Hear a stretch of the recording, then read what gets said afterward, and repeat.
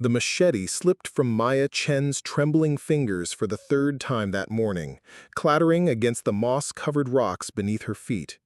Around her, the Costa Rican rainforest hummed with 1,000 invisible creatures, their calls echoing through the canopy like whispered warnings. She had been lost for 37 days now, surviving on nothing but the plants she could identify from years of botanical study that her colleagues had dismissed as hippie nonsense. Her stomach cramped with familiar hunger, but her eyes remained sharp, scanning the undergrowth for the telltale, heart-shaped leaves of wild yam that had kept her alive when everyone said it was impossible. Before we jump back in, tell us where you're tuning in from, and if this story touches you, make sure you're subscribed, because tomorrow I've saved something extra special for you. Dr. Maya Chen adjusted her field notebook for the 100th time that morning, the humid air of the university greenhouse making the pages stick together like wet leaves. Around her, graduate students clustered near the exotic orchid displays, their conversations drifting toward weekend plans and protein powder recommendations. She pressed her pen against the clipboard, documenting the growth patterns of a rare bromeliad species that most people would mistake for decorative foliage. Still playing with your salad ingredients, Maya? The voice belonged to Dr. Marcus Webb, the department's leading expert on survival psychology and Maya's former research partner. His hiking boots squeaked against the polished concrete floor as he approached her workstation. Behind him, 3 other faculty members followed, their expressions carrying that particular blend of amusement and condescension that Maya had grown accustomed to over the past 2 years. Maya didn't look up from her notes. The bromeliad's central cup held nearly 40 milliliters of collected rainwater, enough to sustain a person for several hours in emergency conditions. She had been documenting the water retention capabilities of various tropical plants for her dissertation, a project that had earned her more ridicule than recognition within the university's environmental sciences department. Actually, Margus, I'm documenting the nutritional and hydration potential of indigenous flora, she replied, her voice steady despite the familiar tightness in her chest. This particular species can collect and purify water naturally, and its inner shoots contain enough vitamins and minerals to prevent malnutrition for extended periods. Dr. Sarah Hoffman, the department chair, stepped closer to examine Maya's specimens. Her perfectly manicured nails tapped against the metal greenhouse shelving as she surveyed the collection of what appeared to be common weeds and forest debris. Maya, while I appreciate your dedication to alternative nutrition, perhaps you should focus on more practical applications for your research. The university is looking for projects that can attract serious funding, not studies on how to live like a primitive forager. The words stung, but Maya had heard variations of this criticism countless times before. Her vegetarian lifestyle had been a source of amusement among her peers since graduate school began. During field expeditions, she carried packets of nuts and dried fruits, while others loaded their backpacks with freeze-dried meats and energy bars loaded with synthetic proteins. They called her the rabbit behind her back, joking that she would be the first to starve if they ever got stranded somewhere without access to grocery stores. The applications are more practical than you might think, Maya said, closing her notebook and turning to face the group. Her dark hair was pulled back in a simple ponytail, and her clothes were more functional than fashionable, a style choice that had earned her additional criticism from colleagues who believed academic success required a certain polished appearance. Indigenous populations have survived for thousands of years using plant-based nutrition, often in environments where conventional food sources are unavailable. Understanding these systems could have significant implications for emergency preparedness and sustainable living practices. Marcus laughed, the sound echoing off the greenhouse's glass walls. Come on, Maya, you're talking about people who lived short, difficult lives and probably suffered from chronic malnutrition. Modern survival requires modern solutions. Protein, calories, essential amino acids that you can't get from munching on tree bark and flower petals. The other faculty members nodded in agreement. Dr. Jennifer Morrison, who specialized in wilderness medicine, added her own perspective with the authority of someone who had treated numerous outdoor emergencies. In survival situations, the human body requires specific nutritional inputs to maintain cognitive function and physical strength. Plant-based diets simply cannot provide the concentrated energy and complete protein profiles necessary for survival under stress. It's basic biology, Maya. Maya felt the familiar frustration building in her throat, but she had learned to channel that energy into quiet determination rather than defensive arguments.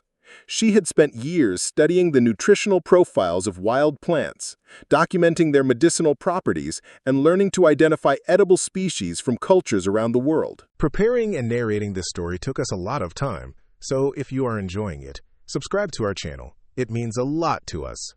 Now, back to the story. Her research wasn't theoretical speculation. It was based on documented evidence from anthropological studies and her own careful analysis of plant compounds. "I understand the conventional wisdom," she said, her voice remaining calm despite the growing tension in the room. "But conventional wisdom isn't always complete. The Hadza people of Tanzania derive 65% of their calories from wild plants and have some of the most diverse gut microbiomes ever documented. The Kung people of the Kalahari can identify over 200 edible plant species and maintain stable populations in one of the world's harshest environments. These aren't theoretical examples. They're documented cases of successful plant-based survival strategies."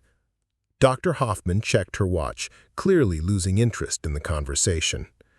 "Maya, I appreciate your passion for this topic, but passion doesn't qualify research for publication in peer-reviewed journals. The department needs projects that can demonstrate measurable outcomes and attract grant funding. Unless you can prove that someone could actually survive long-term on nothing but plants in a real survival scenario, this research remains purely academic speculation." The challenge hung in the air like humidity, thick and oppressive. Maya felt something shift inside her chest, a combination of anger and determination that she had been suppressing for months. She looked around at the faces surrounding her, each one wearing the same expression of polite dismissal that she had encountered at every conference presentation and research proposal meeting. "What would constitute proof?" she asked quietly. Marcus raised an eyebrow. "What do you mean?" "You said, unless I can prove that someone could survive long-term on plant-based nutrition in a real survival scenario. What would you consider adequate proof of that claim?" The group exchanged glances, clearly not expecting Maya to push back against their criticism. Dr. Morrison was the first to respond, her tone taking on the careful precision of someone outlining the parameters of a scientific experiment. "Well, theoretically, a controlled study would require an extended period of isolation in a natural environment with no access to conventional food sources.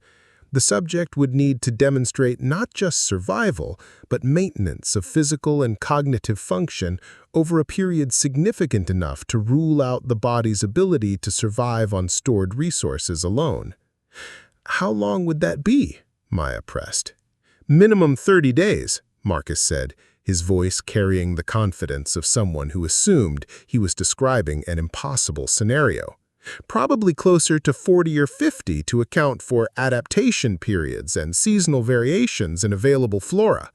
And it would need to be in an environment challenging enough to simulate actual survival conditions, not some controlled greenhouse setting." Dr. Hoffman nodded in agreement. "The location would need to be documented and verified with regular check-ins to ensure safety, but no outside assistance with food procurement or preparation. Comprehensive medical monitoring before and after to document any physiological changes or deficiencies that developed during the period." Maya felt her heart rate increasing, but not from anxiety.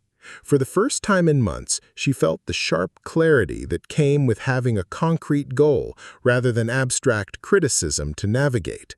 She thought about the research opportunity that had been sitting on her desk for 2 weeks, an invitation to join a botanical survey expedition in the Corcovado National Park in Costa Rica. The project was scheduled to last 6 weeks, studying the medicinal properties of plants in one of the world's most biodiverse rainforest environments.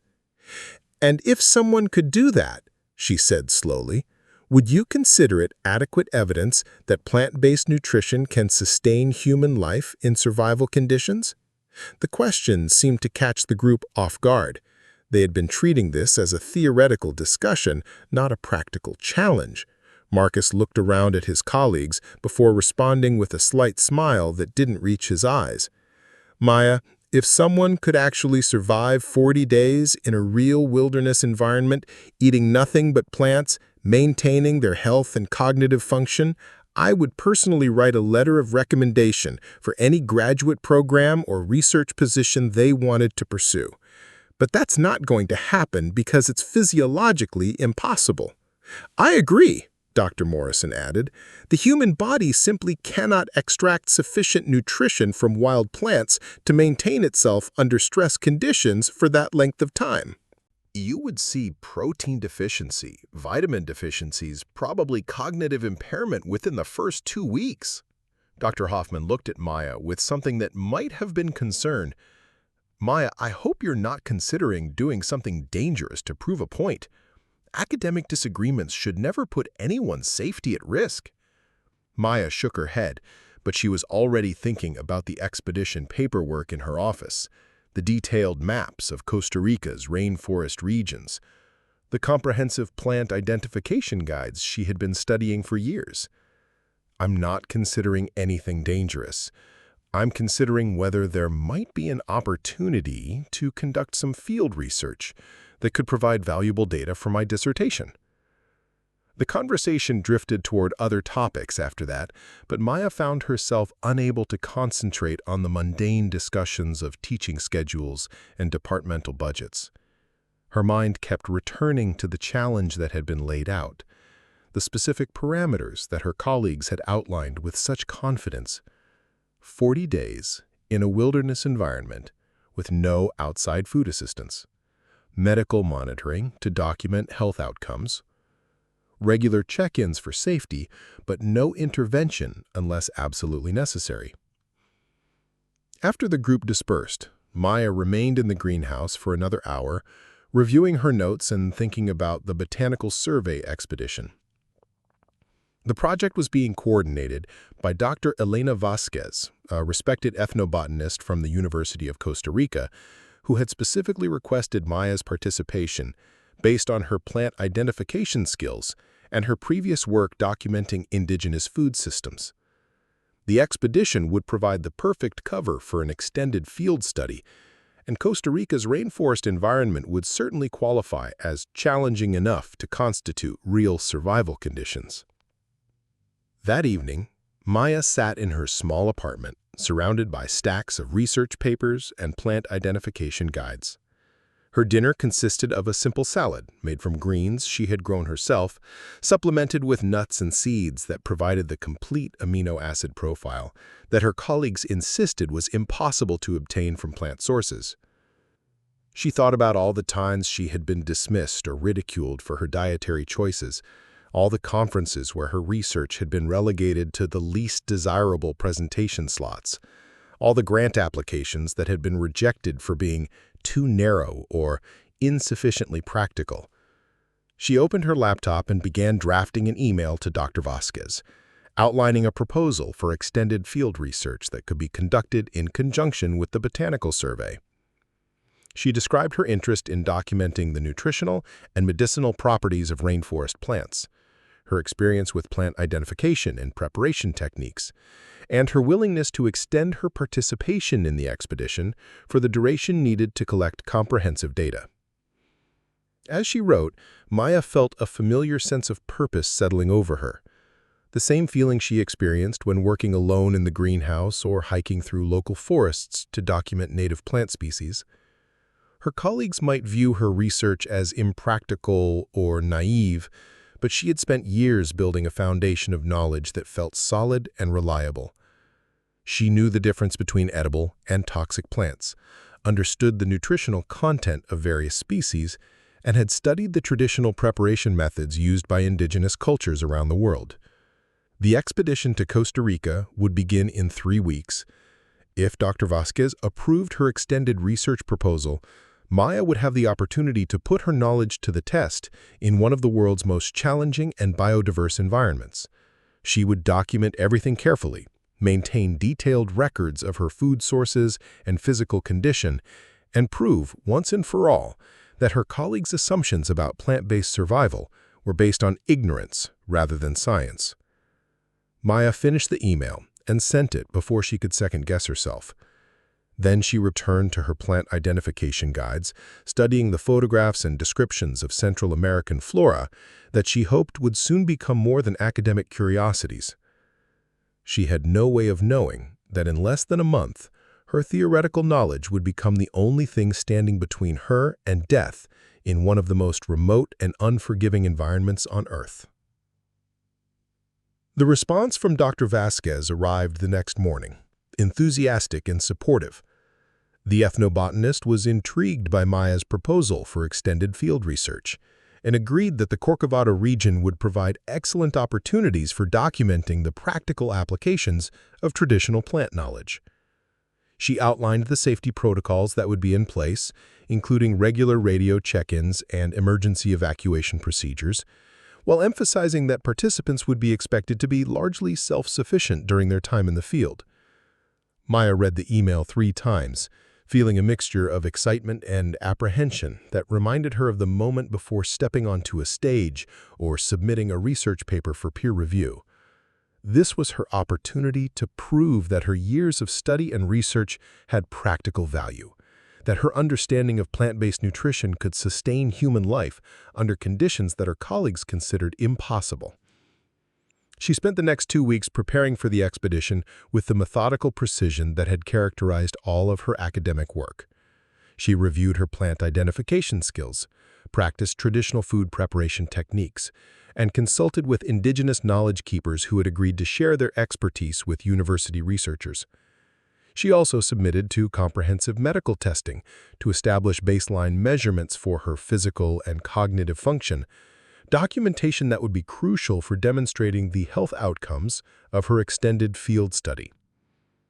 Dr. Hoffman had initially expressed concern about Maya's participation in an extended expedition, but she grudgingly approved the research proposal after reviewing the safety protocols and acknowledging the potential value of the data that could be collected. Marcus and the other faculty members seemed to view Maya's upcoming trip as a harmless adventure that would cure her of romantic notions about primitive living once she experienced the reality of wilderness conditions. On the morning of her departure, Maya stood in her apartment surrounded by carefully packed equipment and supplies. Her backpack contained plant identification guides, research notebooks, basic camping equipment, and the medical monitoring devices that would allow her to track her physical condition throughout the expedition. She had deliberately avoided packing any conventional food supplies, carrying only water purification tablets and basic tools that would allow her to process and prepare the plant materials she intended to rely on for nutrition. Her phone buzzed with a text message from Marcus. "Good luck with your jungle vacation, Maya. Try not to let the monkey steal your granola bars." The message was followed by a laughing emoji and what Maya assumed were well wishes from the other faculty members who'd been copied on the conversation. Maya deleted the message without responding. In a few hours, she would be boarding a plane to Costa Rica, beginning a journey that would either validate years of research and study or prove that her colleagues' skepticism was justified. Either way, she would finally have definitive answers to questions that had shaped her entire academic career. The plane lifted off from the university town airport as the sun reached its peak, carrying Maya toward a destination that existed somewhere between scientific hypothesis and personal challenge. Below her, the familiar landscape of lecture halls and laboratory buildings shrank into geometric patterns that held no more significance than any other arrangement of human construction. Above her, the sky stretched endlessly blue, offering no hints about what lay ahead in the green depths of one of the world's last remaining primary rainforests. Maya opened her field notebook and began writing, documenting the beginning of what she hoped would be the most important research project of her career. She had no way of knowing that within a matter of days, everything she thought she understood about survival, endurance, and the relationship between human beings and the natural world would be tested in ways that no academic study could have prepared her for. The helicopter's rotors chopped through the thick morning air above the Corcovado Peninsula, their rhythm vibrating through Maya's bones as she pressed her face against the small window. Below them, an endless carpet of green stretched toward every horizon, broken only by silver threads of rivers and the occasional brown scar where landslides had carved temporary wounds in the forest canopy. Dr. Elena Vasquez sat across from her, shouting observations about the terrain over the engine noise while pointing out landmarks that would be invisible from ground level. Maya's stomach lurched as the pilot banked sharply to avoid a towering cumulus cloud, the aircraft tilting at an angle that made the jungle appear to roll like ocean waves. She gripped her field notebook tighter, the pages already damp with humidity that seemed to seep through the helicopter's metal skin. The medical monitoring device clipped to her belt recorded her elevated heart rate, though whether from motion sickness or anticipation, she couldn't say. The landing zone appeared suddenly, a small clearing that looked barely larger than a basketball court from their altitude. Maya watched the trees bend away from the downdraft as the pilot brought them down with practiced precision, the skids touching earth with a gentle bump that seemed impossible given their rapid descent. The rotors continued spinning as Dr. Vasquez gestured for everyone to grab their gear and move quickly away from the aircraft. Maya's boots hit solid ground for the first time in 8 hours, and immediately she felt the difference.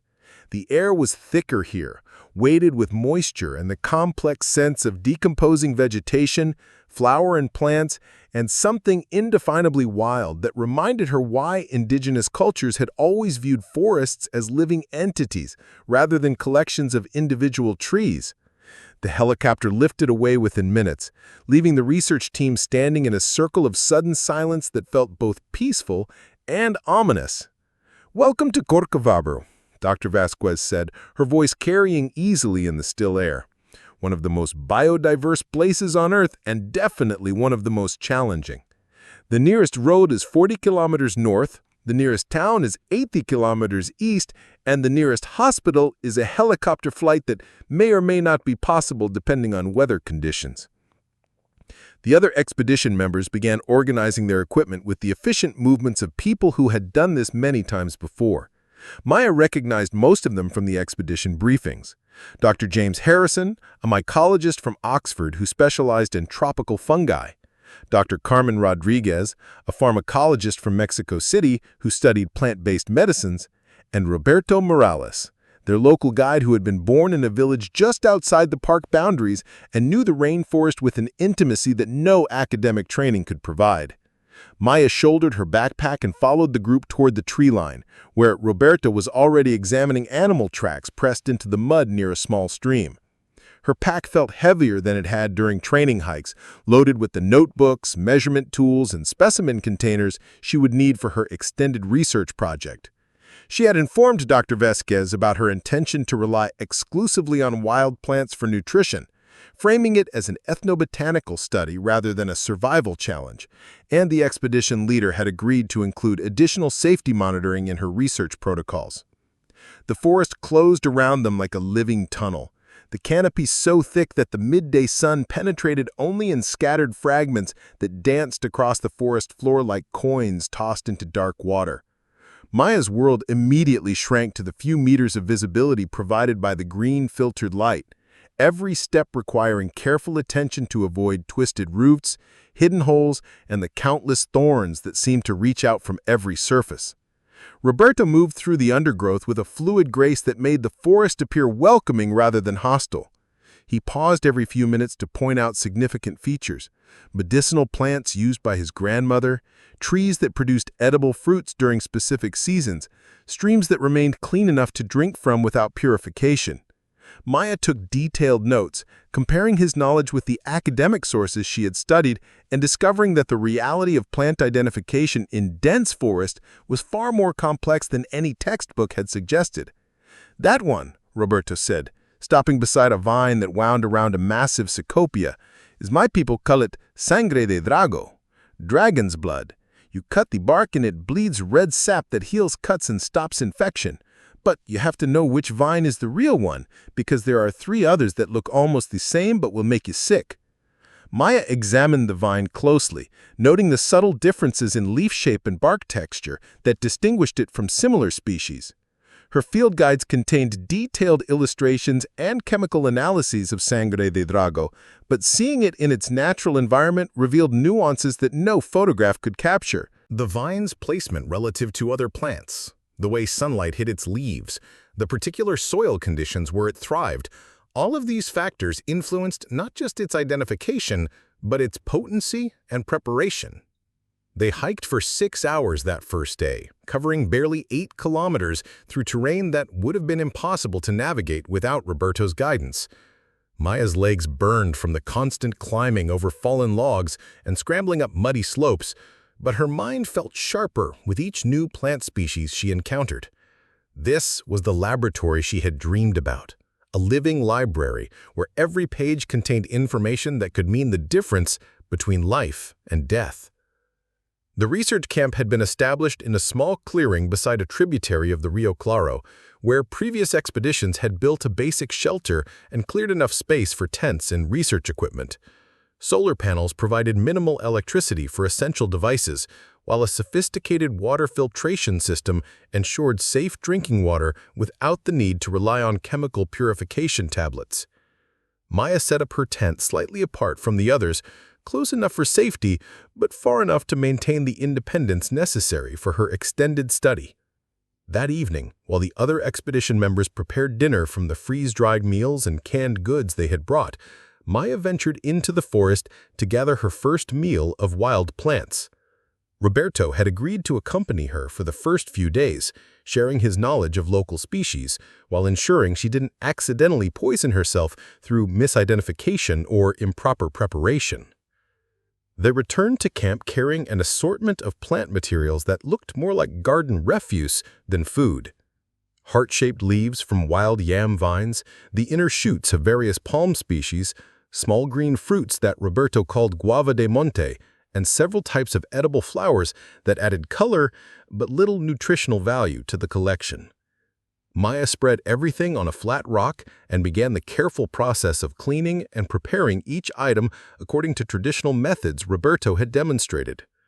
The other researchers watched with polite interest as Maya constructed her dinner from what appeared to be forest debris.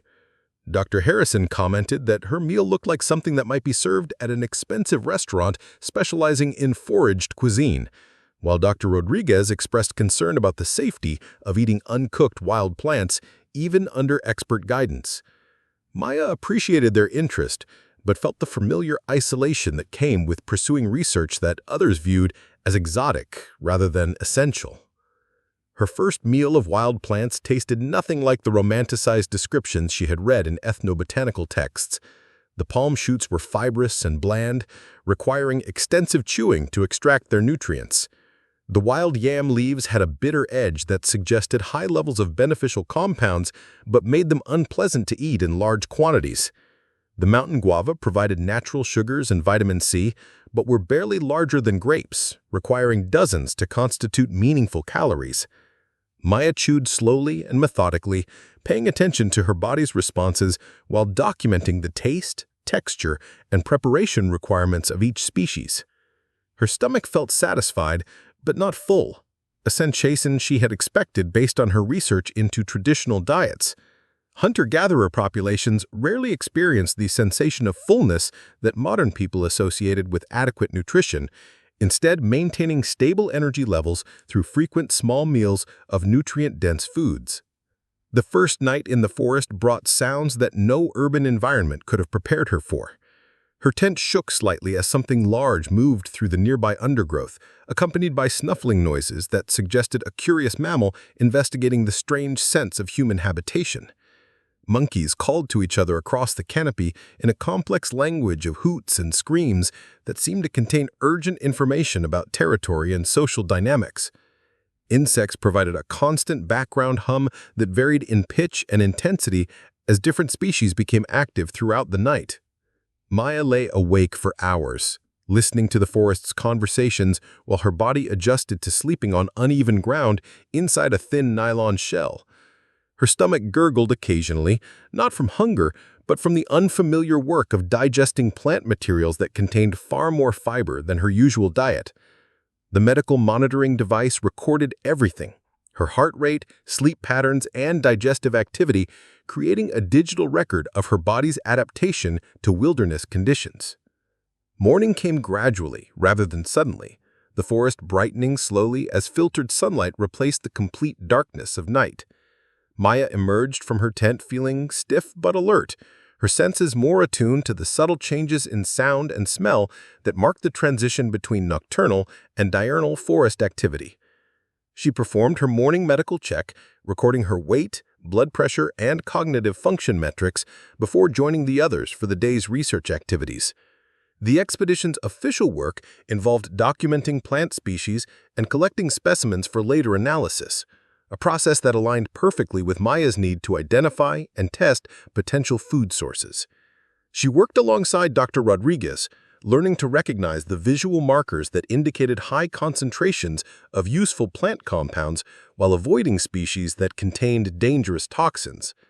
The pharmacologist was impressed by Maya's ability to identify subtle differences between closely related plants, a skill that proved essential both for scientific accuracy and personal safety. By the end of the first week, Maya had established a routine that balanced her official research responsibilities with her personal survival project. She rose before dawn to gather food for the day, spent the morning working with the expedition team, dedicated afternoons to processing and preparing her wild plant meals, and used evenings to document her findings and monitor her physical condition. Her weight had stabilized after an initial drop, and her energy levels remained consistent despite the physical demands of forest life.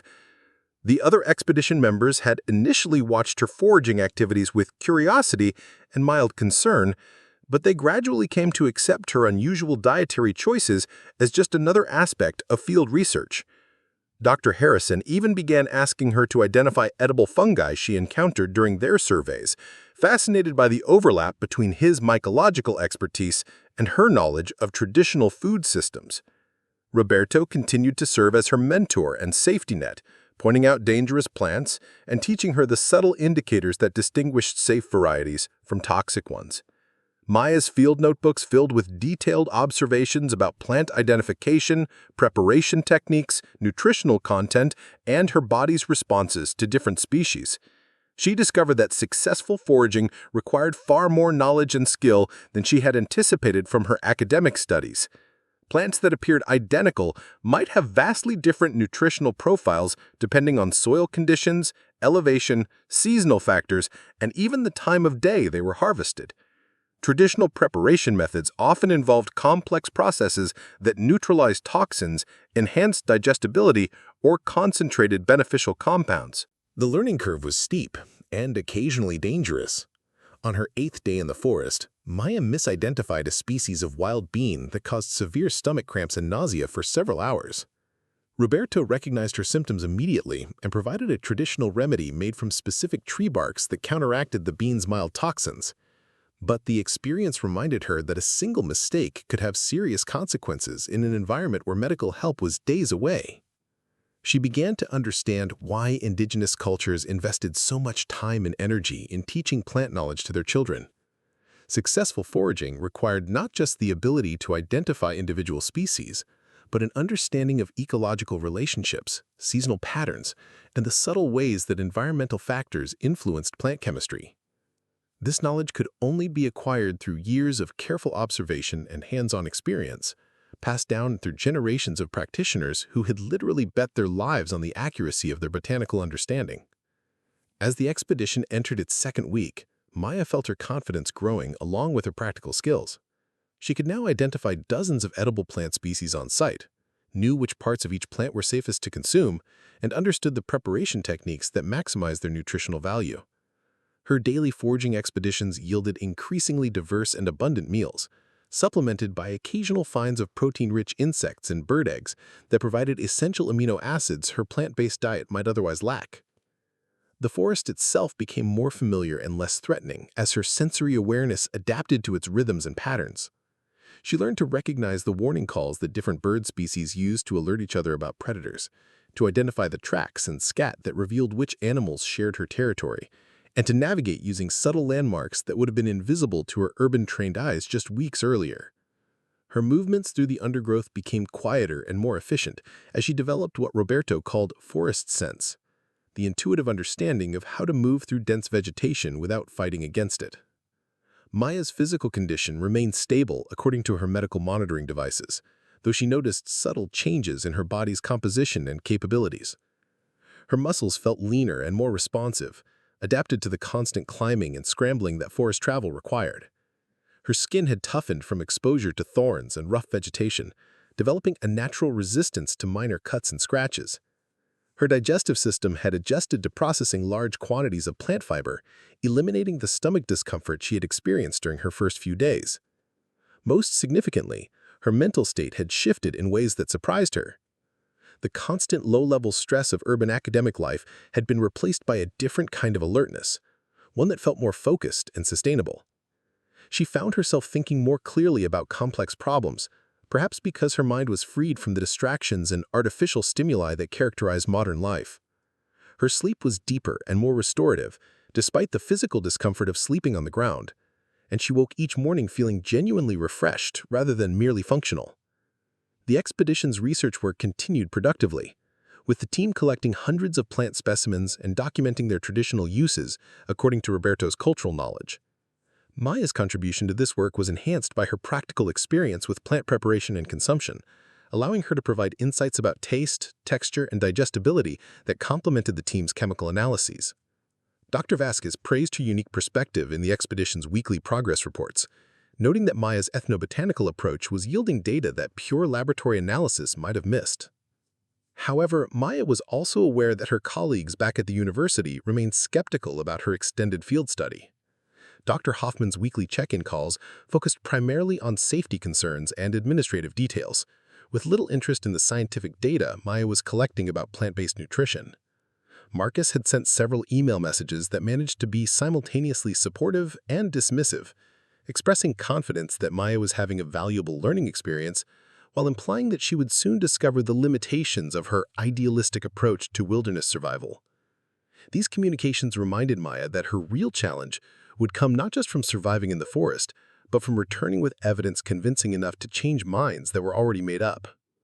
Academic skepticism could be as stubborn and impermeable as any physical obstacle, requiring not just proof, but proof presented in ways that aligned with existing institutional biases and expectations. Maya knew that her personal success in living on wild plants would mean nothing unless she could translate that experience into data that her colleagues couldn't dismiss or ignore. As the expedition approached the end of its third week, Maya made a decision that would have seemed impossible when she first arrived in Costa Rica. She requested permission to extend her stay in the forest beyond the expedition's planned duration, continuing her research as a solo project under the safety monitoring protocols that Dr. Vasquez had established. The ethnobotanist was initially reluctant to approve such an arrangement, but Maya's demonstrated competence and the scientific value of her work eventually convinced her that the extended study was both feasible and worthwhile. The other expedition members would return to civilization in 4 days, taking with them the bulk of the research equipment and leaving Maya alone in the forest with only basic emergency communication devices and the plant knowledge she had acquired over the previous weeks. It was a prospect that both thrilled and terrified her, representing the ultimate test of whether her years of academic study could sustain her in the world's most challenging natural environment. Maya spent her final days with the expedition team reviewing emergency protocols and backup plans while continuing to expand her knowledge of local plant species. Roberto was particularly concerned about her decision to remain alone, sharing traditional stories about the forest's dangers and the importance of respecting its power. He taught her additional survival techniques that went beyond plant identification, including methods for finding water during dry periods, constructing weatherproof shelters, and avoiding the larger predators that occasionally moved through the area. Dr. Rodriguez conducted a comprehensive medical examination that would serve as Maya's baseline measurement for the extended study period. Her vital signs were all within normal ranges, her blood chemistry showed no signs of nutritional deficiencies, and her cognitive function tests actually showed slight improvements over her pre-expedition measurements. The pharmacologist was surprised by these results, having expected to see at least minor indicators of the stress and dietary limitations that should have accompanied 3 weeks of subsistence living. "Your body seems to be adapting remarkably well to this lifestyle," Dr. Rodriguez commented as she reviewed the test results. "I would have expected to see more evidence of nutritional stress, particularly in your protein markers and micronutrient levels. Either you're naturally well-suited to this type of diet, or you've developed more effective foraging strategies than most people could manage." Maya nodded, understanding that these results would be crucial evidence for the academic arguments she planned to make upon her return. Objective medical data would carry far more weight than personal testimonials or anecdotal observations, particularly among colleagues who viewed her research as romantically motivated rather than scientifically rigorous. She made detailed copies of all her medical records and research notes, storing them in waterproof containers that would protect them even if her other equipment failed. The night before the expedition's departure, Maya sat alone beside the dying campfire while her colleagues finalized their packing and equipment checks. Tomorrow they would return to a world of climate-controlled buildings, reliable food sources, and all the technological conveniences that made modern life comfortable and predictable. Maya would remain behind in a world where every meal required hours of work, where weather could be a life-threatening force, and where survival depended entirely on knowledge and skills that most people had forgotten centuries ago. She opened her field notebook and wrote by firelight, documenting not just the scientific observations that would support her academic arguments, but the personal insights that had emerged from 3 weeks of living according to principles her colleagues considered impractical or impossible. The forest had taught her that survival was not about conquering nature through technology and force, but about understanding natural systems well enough to find her place within them. Her vegetarian lifestyle, which had been dismissed as a luxury of modern abundance, had proven to be perfectly adapted to environments where plant knowledge meant the difference between life and death. As the fire burned down to glowing coals, Maya listened to the forest's nighttime symphony with the familiarity of someone who had learned to distinguish between ordinary sounds and those that might signal danger. She felt ready for what lay ahead, confident in her knowledge and skills while remaining appropriately cautious about the challenges that solo survival would present. Tomorrow would begin the most difficult and important phase of her research, the period that would either validate everything she believed about plant-based nutrition or prove that her colleagues' skepticism was justified. The helicopter arrived exactly on schedule, its rotors shattering the forest's morning calm as it descended into the small clearing where the expedition had established their camp. Maya helped load equipment and specimens, while her colleagues said their final goodbyes and reviewed the communication schedule that would keep her connected to the outside world. Dr. Vasquez handed her a satellite phone programmed with emergency contacts and GPS coordinates, emphasizing that safety took priority over research objectives if conditions became dangerous. Maya watched the helicopter lift away with mixed emotions, feeling simultaneously isolated and liberated as the sound of its rotors faded into the distance. For the first time in 3 weeks, she was completely alone in the forest, responsible for every aspect of her survival with no backup or support beyond her own knowledge and skills. The silence that followed the aircraft's departure felt profound and meaningful, as if the forest itself was welcoming her to a deeper level of engagement with its mysteries and challenges. She shouldered her backpack and walked back into the green tunnel of the forest canopy, beginning a journey that would test everything she had learned about plants, survival, and the relationship between human beings and the natural world. Behind her, the empty clearing already showed signs of being reclaimed by the forest, vines and saplings beginning to fill the spaces where tents and equipment had temporarily interrupted the eternal process of growth and decay that governed this place. Maya's real test was just beginning. The first drops of rain struck Maya's face like tiny cold bullets, each one carrying the promise of the deluge that was building in the darkening clouds above the forest canopy. She had been alone for 12 days now, and her body had settled into rhythms that felt both ancient and entirely natural. Her morning routine began before dawn with the collection of water from the small tributary that ran past her improvised shelter, followed by the careful harvesting of plants that would sustain her through another day in the green cathedral of Corcovado. The shelter she had constructed bore little resemblance to the neat geometric tents that outdoor gear companies promoted in their advertisements. Instead, it was an organic structure woven from palm fronds, supported by a framework of flexible branches, and sealed with layers of broad leaves that Roberto had taught her to overlap like roof shingles. It kept her dry during the brief afternoon showers that punctuated most days, and provided enough insulation to maintain body heat during the cool hours before sunrise. Maya's hands moved with practiced efficiency as she gathered the materials for her first meal of the day.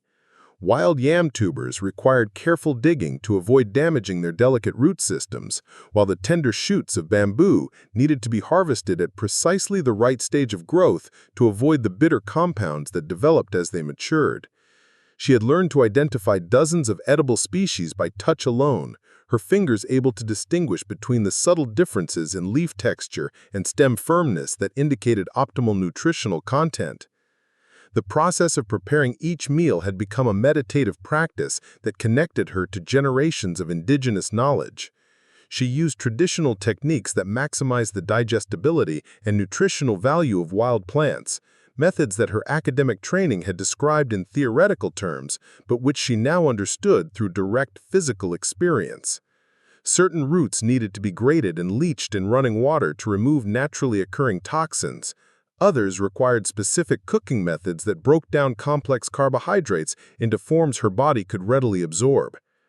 Her diet had diversified far beyond the basic species she had relied on during the expedition's presence. Maya now regularly consumed more than 30 different plant varieties, each contributing specific nutrients and medicinal compounds that supported her body's adaptation to forest life. She had discovered protein-rich seeds that certain trees produced only during particular phases of their reproductive cycles, learned to identify the subtle indicators that revealed when fruits were at peak nutritional density, and developed techniques for processing plant materials that traditional cultures had refined over thousands of years. The medical monitoring device clipped to her belt continued to record data that would have surprised her skeptical colleagues back at the university.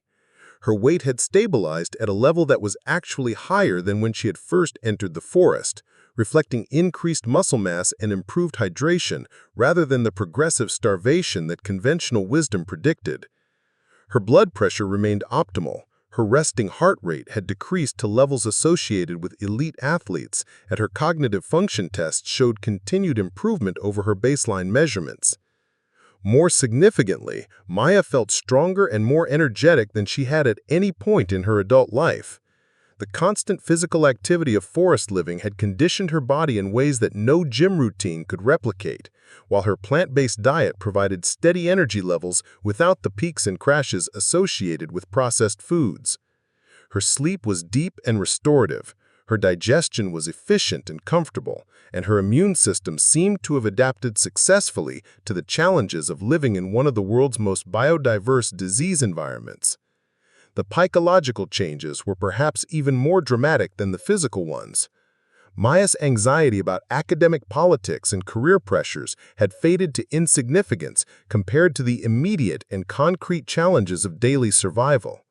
Her focus had sharpened to encompass only those things that directly affected her well-being: weather patterns, plant availability, water sources, and the subtle signs that indicated changes in her forest environment.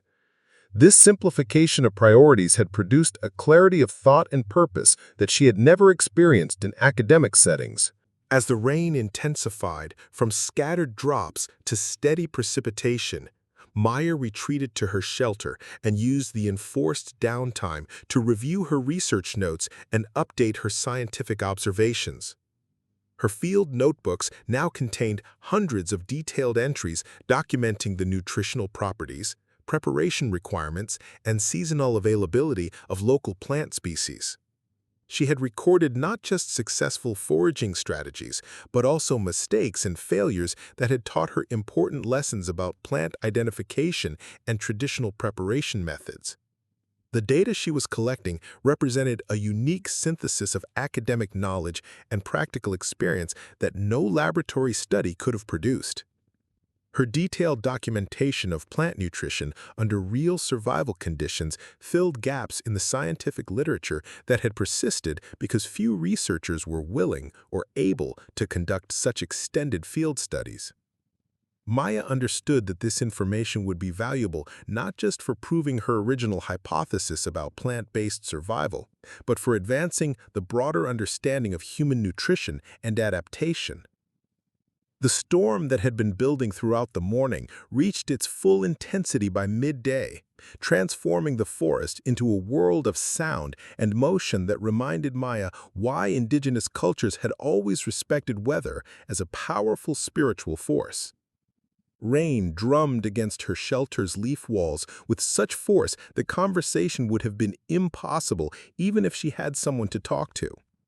Wind bent the massive trees surrounding her clearing, their trunks creaking and groaning under stresses that would have demolished any human structure.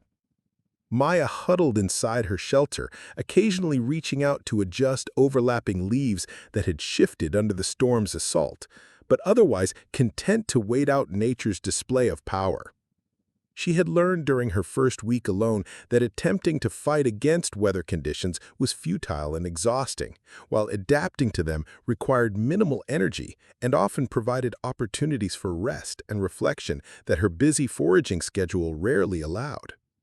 The intensity of the storm reminded her of the fundamental difference between surviving in nature and merely visiting it. Tourists and casual hikers could retreat to climate-controlled vehicles or permanent buildings when conditions became uncomfortable. But true survival required accepting whatever the environment provided and finding ways to thrive within those constraints. Maya's shelter leaked in several places, her clothes were damp despite her best efforts to stay dry, and her fire had been extinguished by the driving rain, but these discomforts were temporary inconveniences rather than serious threats to her survival. When the storm finally passed in the late afternoon, Maya emerged from her shelter to find the forest transformed. Every surface dripped with accumulated moisture that would provide drinking water for days, while the saturated soil would make it easier to excavate the underground tubers and roots that formed a significant portion of her diet. New shoots and leaves had begun emerging from plants that had been waiting for sufficient moisture to support fresh growth, expanding her foraging options with species that were only briefly available during specific weather conditions. Maya spent the remaining daylight hours replenishing her water supplies and gathering plants that would be at peak quality immediately after the storm. She discovered several species of edible fungi that fruited only in the unique conditions created by heavy rainfall, adding both variety and important nutrients to her diet. The mushrooms required careful identification to avoid toxic varieties, but Roberto's training had taught her to recognize the subtle characteristics that distinguished safe species from dangerous ones. As evening approached, Maya successfully rekindled her fire using techniques that traditional cultures had developed for dealing with wet conditions. She used dry tinder that she had carefully stored in waterproof containers, combined with fire-starting methods that worked even when conventional materials were too damp to ignite easily. The warm flames not only provided heat and light, but also served as a psychological anchor that made her solitary existence feel less isolated and precarious. Her dinner that evening consisted of foods that would have been invisible to most modern people. Young fern fiddleheads that provided vitamin C and folate, starchy tubers that supplied complex carbohydrates and minerals, bitter greens that contained compounds beneficial for liver function, and protein-rich seeds that delivered essential amino acids in forms her body could readily utilize. The meal required nearly 2 hours to prepare properly, but Maya had learned to appreciate the meditative aspects of food processing as much as the nutritional benefits of the final products. As she ate, Maya reflected on how completely her relationship with food had changed during her time in the forest. In academic settings, meals had been hurried affairs squeezed between meetings and classes, often consisting of processed foods chosen more for convenience than nutritional value.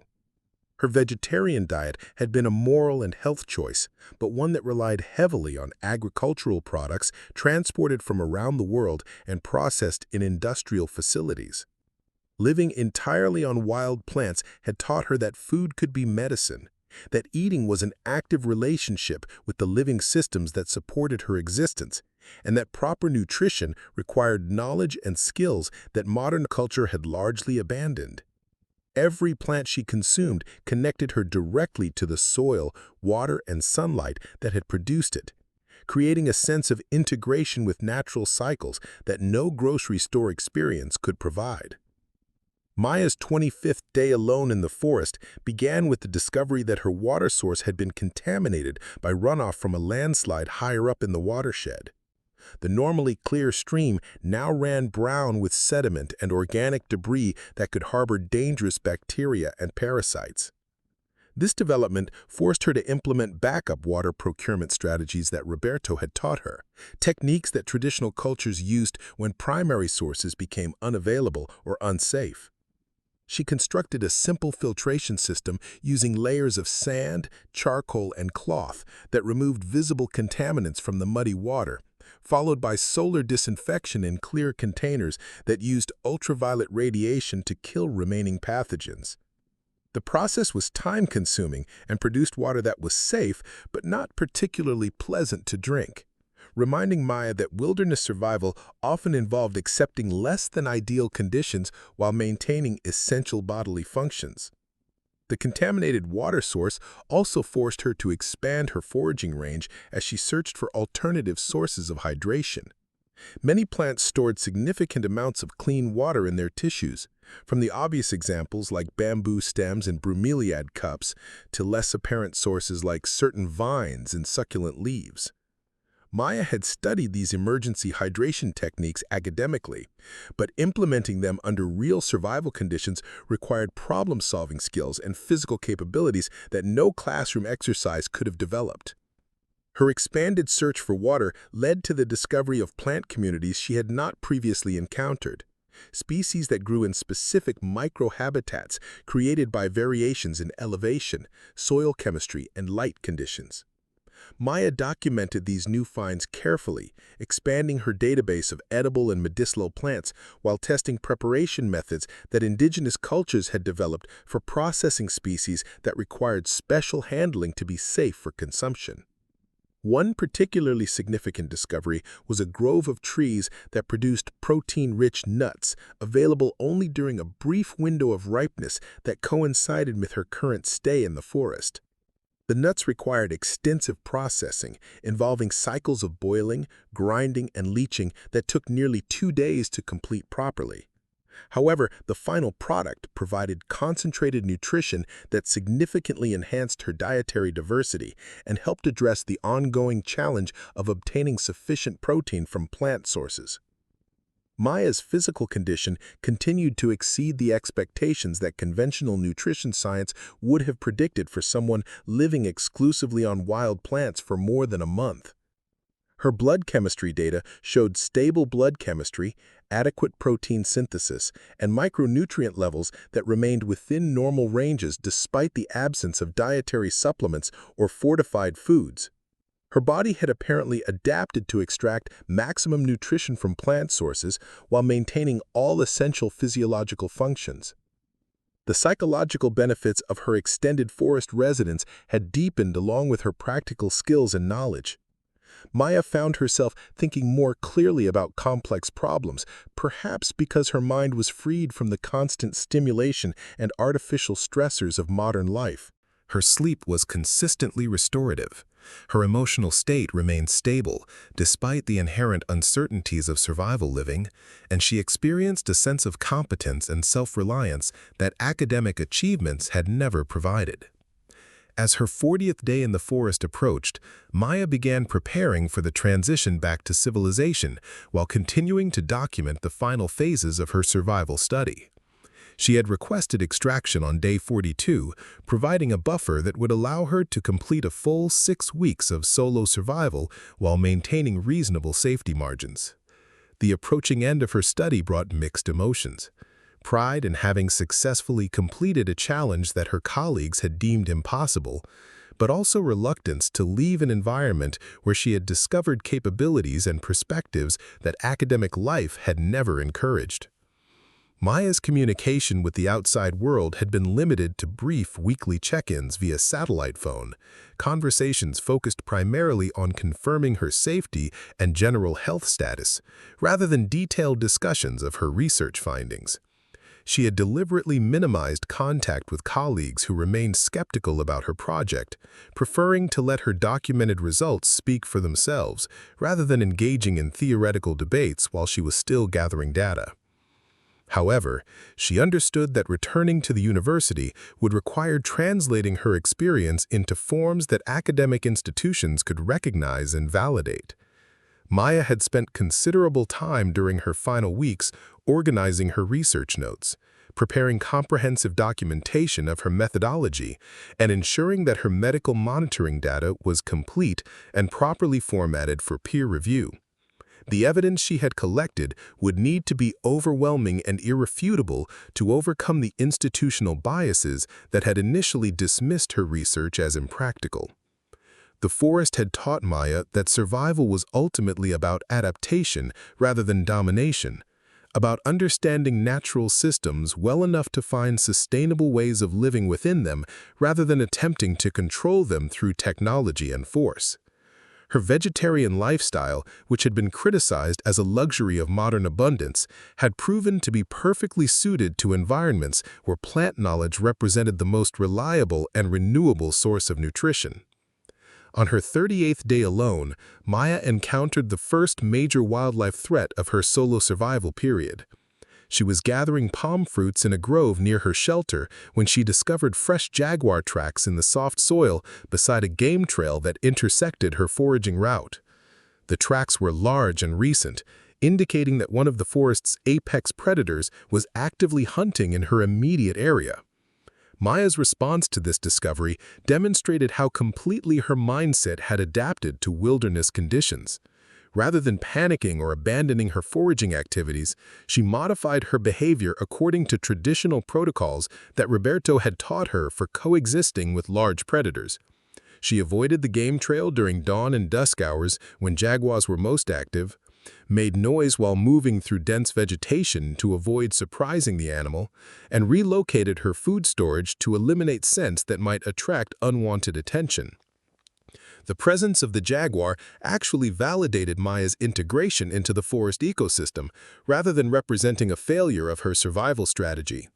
Large predators only maintained territories in areas that supported sufficient prey populations, indicating that her foraging activities had not disrupted the natural balance that sustained the region's biodiversity.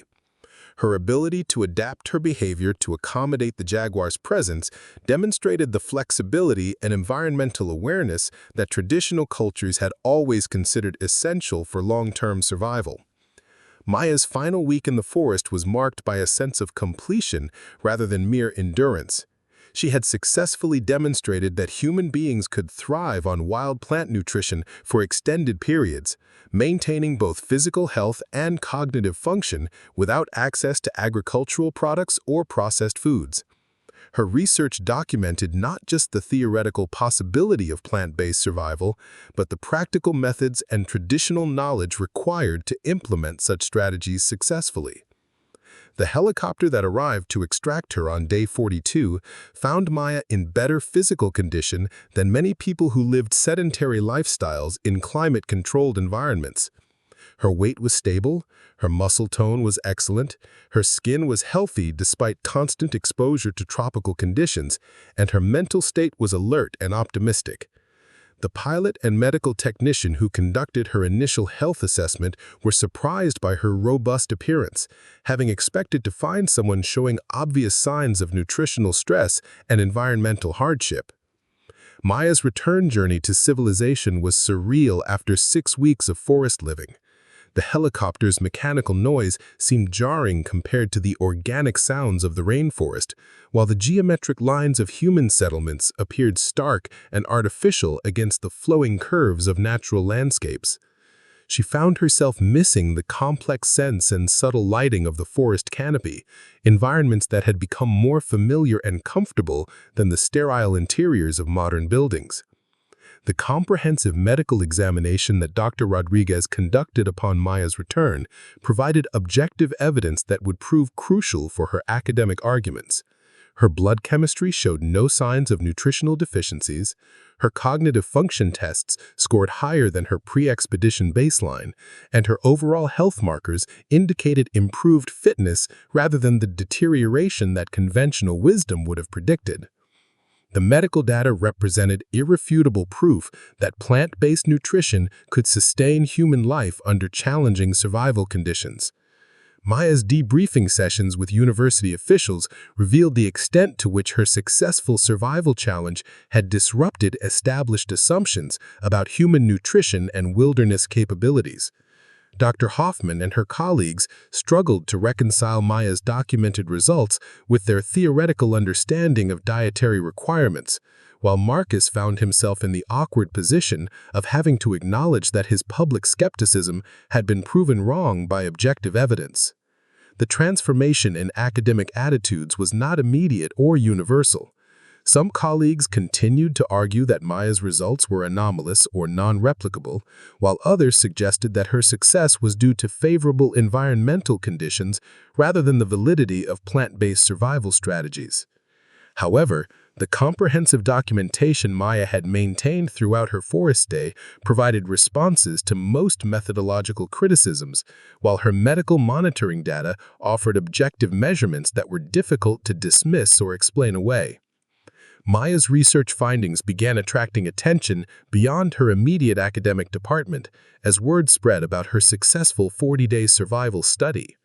Nutritionists, anthropologists, and survival specialists requested access to her data and methodology, recognizing that her work had implications for understanding human dietary adaptation, traditional ecological knowledge, and emergency preparedness strategies. Several universities inquired about her availability for research positions that would allow her to continue developing the intersection between academic nutrition science and traditional plant knowledge. The media attention that followed Maya's return to civilization brought both opportunities and challenges. Popular press coverage often sensationalized her story, focusing on dramatic elements rather than the scientific rigor of her methodology or the broader implications of her findings. However, the publicity also brought her research to the attention of funding organizations and research institutions that specialized in traditional ecological knowledge and sustainable living practices. Maya used her newfound academic credibility to establish a research program that combined laboratory analysis with field studies of traditional plant use among indigenous cultures worldwide. Her forced survival experience had demonstrated that academic knowledge needed to be supplemented with practical skills and cultural wisdom that could only be acquired through direct engagement with traditional knowledge keepers and natural environments. The colleagues who had initially mocked Maya's vegetarian lifestyle and questioned the practical value of her plant research found themselves seeking her expertise for their own projects. Her unique combination of academic training and survival experience made her a valuable consultant for studies involving traditional nutrition, wilderness medicine, and the intersection between human culture and natural ecosystems. Maya's office at the university gradually filled with specimens, photographs, and artifacts from field studies conducted in rainforests, deserts, and Arctic environments where indigenous cultures had developed sophisticated plant-based survival strategies. Her research expanded beyond simple nutritional analysis to encompass the complex relationships between human communities and the plant species that sustained them, work that contributed to both scientific understanding and cultural preservation efforts. The forest had taught Maya that survival was ultimately about relationship rather than domination, about understanding natural systems well enough to participate in them sustainably rather than attempting to control them through technology and force. Her academic career flourished as she applied these insights to research questions that bridged traditional knowledge and modern science, demonstrating that indigenous wisdom contains solutions to contemporary challenges in nutrition, medicine, and environmental management. Years later, when colleagues asked Maya about the most important lesson from her 40 days alone in the Costa Rican rainforest, she would pause thoughtfully before responding. The forest had taught her that human beings were capable of far more adaptation and resilience than modern culture encouraged them to believe, that traditional knowledge represented sophisticated solutions to survival challenges that academic science was only beginning to understand, and that the relationship between human health and natural ecosystems was far more intimate and essential than most people realized. Maya's vegetarian lifestyle, which had once been dismissed as impractical idealism, had proven to be perfectly adapted to environments where plant knowledge meant the difference between life and death. Her success in the forest validated not just her dietary choices, but her conviction that traditional wisdom contained insights that modern science desperately needed to rediscover and integrate into contemporary understanding of human nutrition and environmental sustainability. The mockery and skepticism that had motivated Maya's original challenge transformed into respect and collaboration as her colleagues recognized the value of her unique expertise. Her research program attracted students and funding from around the world, establishing her university as a leading center for studies that combined traditional ecological knowledge with modern scientific methodology. Maya's forest survival experience had proven that academic knowledge gained its greatest power when combined with practical wisdom acquired through direct engagement with the natural systems that sustained all human life. The morning sun filtered through the dense canopy above Maya's head as she knelt beside a cluster of wild passion fruit vines, her weathered hands moving with the practiced precision of someone who had learned to read the forest's subtle language through weeks of intimate observation. The purple fruits hung heavy on their twisted stems, each one representing not just calories and nutrients, but a small victory in her ongoing dialogue with an environment that most people viewed as hostile and unforgiving. Maya's transformation during her extended time in the Corcovado rainforest had been profound and multifaceted, affecting not just her physical capabilities but her entire understanding of what it meant to be human in a world dominated by natural forces rather than technological conveniences. Her skin had bronzed and toughened from constant exposure to tropical conditions, developing a natural resistance to the countless minor injuries that forest living inevitably produced. Her muscles had adapted to the specific demands of climbing over fallen logs, scrambling up muddy slopes, and maintaining balance on rain-slicked surfaces that would challenge even experienced hikers. The knowledge base that Maya had accumulated through her survival experience extended far beyond simple plant identification into the complex realm of ecological relationships and seasonal patterns that governed life in tropical rainforests. She had learned to recognize the subtle environmental cues that indicated changes in weather patterns, the behavioral signs that revealed the presence of different animal species, and the intricate connections between soil conditions, plant chemistry, and nutritional content that determined whether specific foraging locations would provide adequate sustenance. Her daily routine had evolved into a sophisticated system that balanced immediate survival needs with long-term sustainability concerns, ensuring that her foraging activities did not disrupt the ecological processes that maintained the forest's biodiversity. Maya rotated her gathering locations to prevent overexploitation of any single area, timed her harvesting activities to coincide with natural reproduction cycles, and used traditional processing methods that minimized waste while maximizing the nutritional value of everything she consumed. The psychological benefits of this lifestyle continued to surprise Maya even as she approached the end of her planned forest residence. The chronic stress and anxiety that had characterized her academic life seemed to belong to a different person, replaced by a calm confidence that emerged from knowing she possessed the skills and knowledge necessary to meet her basic needs regardless of external circumstances. Her sleep was consistently deep and restorative. Her emotional state remained stable despite the inherent uncertainties of wilderness living, and her thinking had become clearer and more focused than it had ever been in conventional academic settings. Maya's relationship with solitude had also undergone a fundamental transformation during her weeks alone in the forest. Initially, the absence of human companionship had felt like a significant hardship, but she gradually discovered that solitude provided opportunities for self-reflection and environmental awareness that constant social interaction had previously prevented. She developed a heightened sensitivity to the subtle changes in forest sounds that indicated shifts in animal activity, weather patterns, or potential threats, awareness that would have been impossible to maintain while engaging in normal human conversation and social dynamics. The forest itself had become her primary teacher and companion, offering lessons that no academic textbook could have provided about resilience, adaptation, and the intricate relationships that connected all living systems. She learned to read the forest's moods through changes in light quality, humidity levels, and the behavior of indicator species that responded predictively to environmental fluctuations. This intimate knowledge allowed her to anticipate weather changes, locate the most productive foraging areas, and avoid potential dangers before they became serious threats to her safety. Her scientific documentation of the survival experience had grown into a comprehensive database that would have significant implications for multiple academic disciplines beyond her original focus on ethnobotany and traditional nutrition. Maya's detailed records of plant seasonal availability, preparation techniques, and physiological effects provided data that could inform research in fields ranging from wilderness medicine to sustainable agriculture, while her observations of ecosystem relationships offered insights relevant to conservation biology and environmental management. The medical monitoring data that Maya had collected throughout her forest residence continued to confound conventional expectations about human nutritional requirements and adaptation capabilities. Her blood chemistry remained stable across all measured parameters. Her cognitive function tests showed consistent improvement over baseline measurements, and her physical fitness markers indicated enhanced rather than diminished capabilities. These results challenged fundamental assumptions about the adequacy of plant-based nutrition under stress conditions and suggested that human beings were capable of far greater dietary flexibility than mainstream nutritional science typically acknowledged.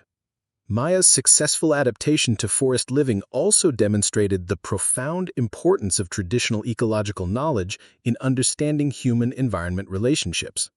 The techniques she had learned from Roberto and other indigenous knowledge keepers represented sophisticated solutions to survival challenges that had been refined through generations of practical experience and cultural transmission. Academic science, with its emphasis on controlled laboratory conditions and isolated variables, had often overlooked the complex integration of skills and knowledge that made traditional lifestyles sustainable and resilient. As her planned extraction date approached, Maya found herself reluctant to leave an environment that had become more familiar and comfortable than the climate-controlled buildings and processed food systems of modern civilization. The forest had taught her that human beings were capable of thriving within natural systems when they possessed adequate knowledge and maintained appropriate relationships with their environment, lessons that seemed increasingly relevant in a world facing unprecedented environmental challenges and resource constraints. The prospect of returning to academic debates about theoretical nutritional requirements seemed almost absurd after experiencing firsthand the practical reality of thriving on wild plant nutrition for extended periods of time. Her body had become living proof that conventional wisdom about human dietary needs was incomplete at best and potentially misleading at worst, evidence that would be difficult for her skeptical colleagues to dismiss or explain away through theoretical arguments. Maya's final weeks in the forest were marked by a deepening sense of integration with natural cycles and processes that governed life in tropical ecosystems. She had learned to anticipate the subtle changes in plant availability that accompanied different phases of the rainy season, to recognize the behavioral patterns of animals that shared her territory, and to navigate through dense vegetation with the quiet efficiency that traditional hunters had always considered essential for successful foraging.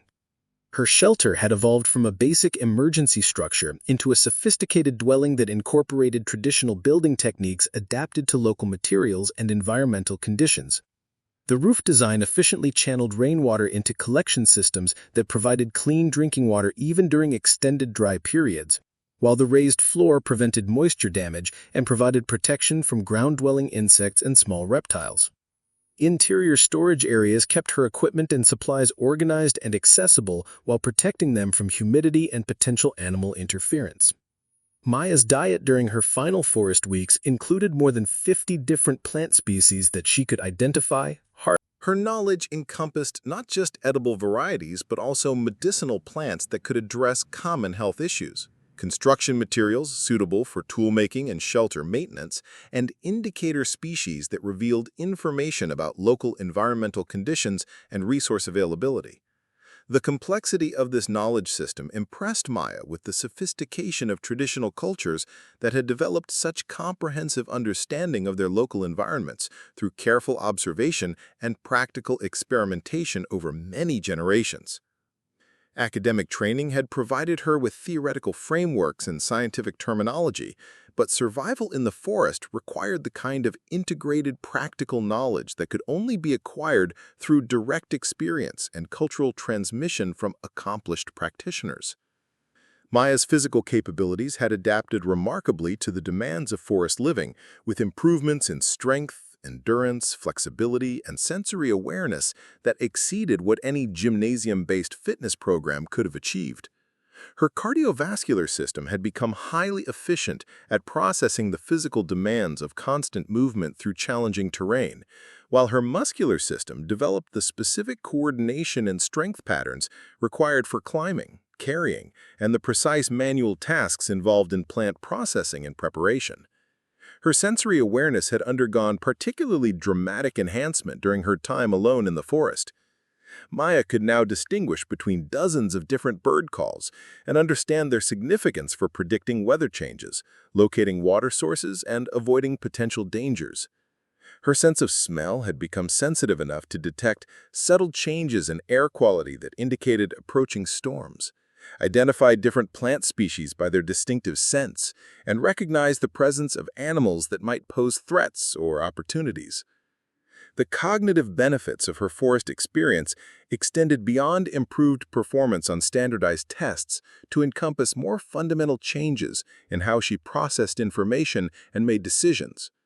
Maya had developed what traditional cultures often called forest sense, an intuitive understanding of environmental relationships and patterns that allowed her to navigate complex situations without relying on analytical thinking processes that might be too slow for survival contexts. This enhanced environmental awareness had practical applications that extended far beyond wilderness survival into everyday decision-making and problem-solving capabilities.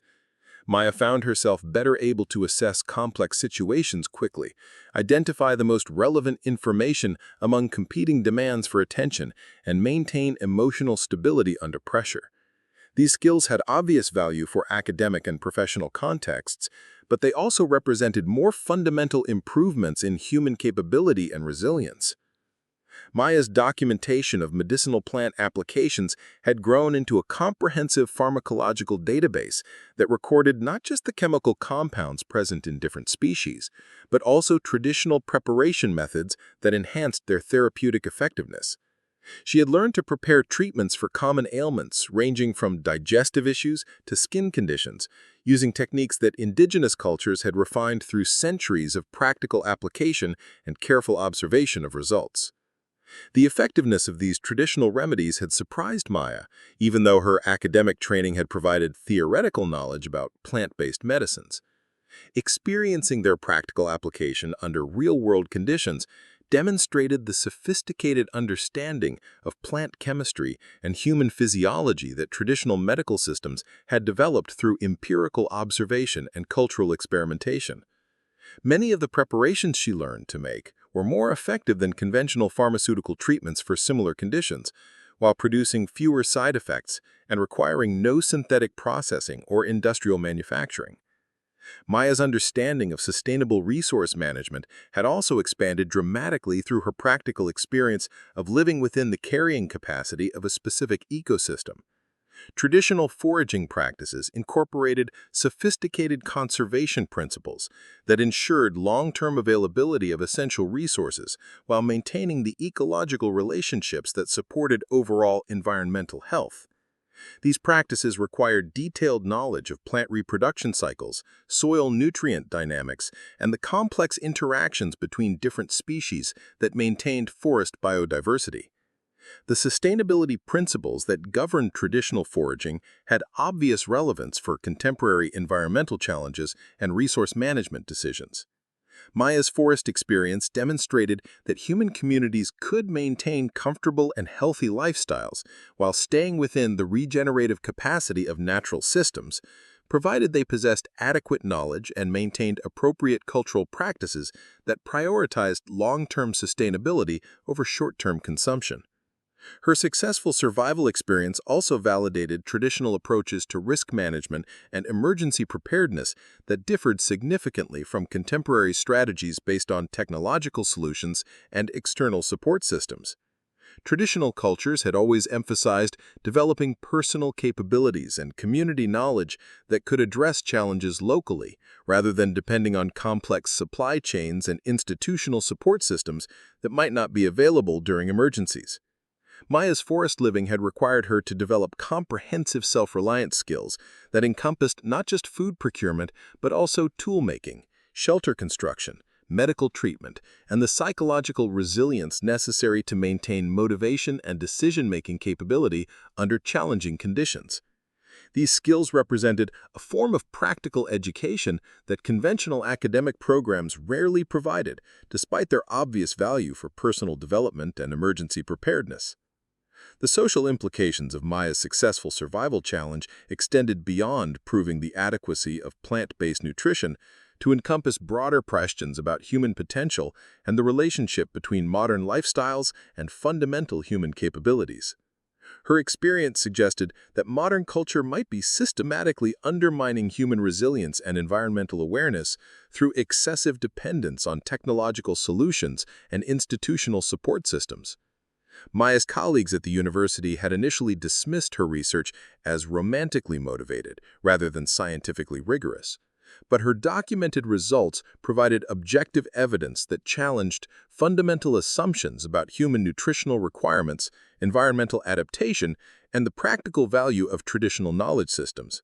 The comprehensive medical monitoring she had maintained throughout her forest residence offered data that would be difficult to ignore or explain away through theoretical arguments. The implications of Maya's research extended far beyond academic debates about vegetarian nutrition into practical questions about sustainable living, emergency preparedness, and the preservation of traditional ecological knowledge that might become increasingly valuable as contemporary civilization faced environmental challenges and resource constraints. Her successful demonstration that human beings could thrive within natural systems using traditional techniques suggested that indigenous wisdom contained solutions to contemporary problems that mainstream culture had largely overlooked or dismissed. Maya's transformation during her forest residence had been profound enough to fundamentally alter her perspective on what constituted a successful and meaningful life. The material comforts and social status markers that had previously motivated her academic career seemed less important than the personal capabilities and environmental knowledge she had developed through direct engagement with natural systems. The forest had taught her that many of the problems that dominated contemporary life were actually self-created limitations that could be transcended through adequate knowledge and appropriate lifestyle choices. Her successful survival experience had proven that traditional wisdom contained practical solutions to challenges that modern technology often made more complex rather than simpler. The helicopter that would extract her from the forest represented not just transportation, but a transition between fundamentally different ways of understanding human potential and environmental relationships.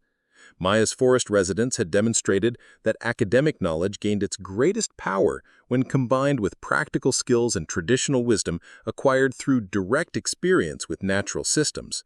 Her return to civilization would provide opportunities to share these insights with colleagues and students who might benefit from understanding the connections between human health, environmental sustainability, and the preservation of traditional ecological knowledge that had sustained human communities for thousands of years. Up next, you've got two more standout stories right on your screen.